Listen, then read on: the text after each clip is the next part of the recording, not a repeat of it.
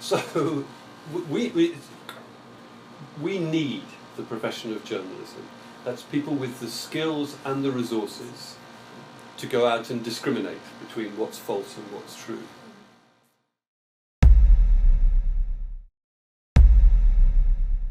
And this masterclass I run, okay, so I tell the people what I think, but I encourage this class to be a conversation, because there's a lot of grey areas in the skills of proper reporting, and it isn't a question of me saying, okay, well, here's 5 things, you do them and everything magically happens.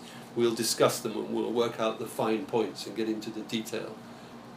But so if you can find a way of fitting into somebody's world so that they actually want to cooperate with you, that's the beginning of it. And then trust very often is a factor, because there's a kind of natural correlation where the information that you most want to get is in the possession of somebody who is frightened. So there is then this question of how you can protect them. And again, that you can negotiate this with people so that they feel safe. And there are particular things that you can do.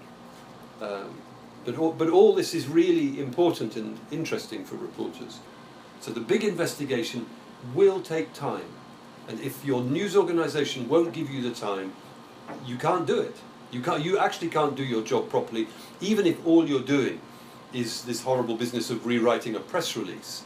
Journalism is very powerful. It has a great impact on the world around it. And if we pretend that it's doing its job perfectly, if we refuse to examine it, refuse to talk about it, it can exercise that power without being accountable, because nobody knows what's really going on inside the news organisations. It's one of the things that I find very irritating when people attack mainstream news organisations without acknowledging that most journalists are honest, decent people who want to tell the truth about important things, and some of them are genuinely brave and risk their lives in order to tell people what the truth is. They sometimes lose their lives to do that. And so to hear people disrespecting the entire mainstream news is really upsetting and wrong. I've always been freelance for almost all of my career. So therefore I needed to find stories.